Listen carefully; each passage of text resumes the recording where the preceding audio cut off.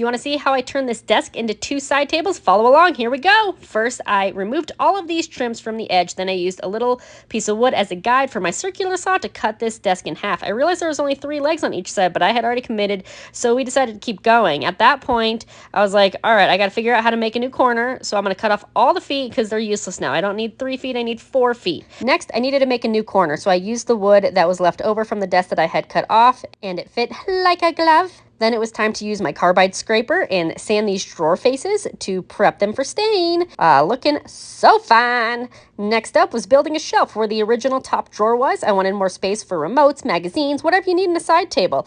Next, it was time to Bondo this thing. And what do we do after Bondo? We sand it. Look how good that corner looks. Ooh! Now that we're done sanding, let's caulk our corners. And it's time to prime this thing. I'm using my Kilz Premium 3 Primer, which is a heavy-duty stain blocker to prevent the tannins from coming through the paint.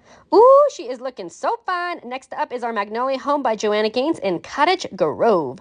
I am in love with this color. After we paint, you know what we do? We seal it. So I used a satin polyacrylic. And then it was time to stain. So I stained the tops, the drawers, the slide outs, and then I added my feet hardware, my handles. Gorgeous! Now I need to install the top. I'm using my self-centering dowel jig so that I can install wood dowels to attach the top. A little bit of toothpaste to get some markings, and then I flip it over and I can see where I need to drill my holes. And guess what? It goes on perfect. I am so happy. And then here's where it all goes to crap.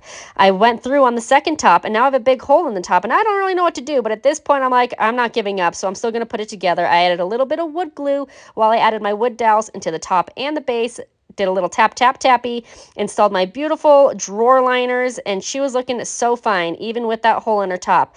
But this is not where we end, because we have a hole in the top, as I said again and again. So what do? Come back the next day. I fill it in, fill in all the wood grooves, sand her all down, and guess what we're going to do? We're going to paint them. And as much as this pained me in the first place, I ended up loving them even more. So what do you think?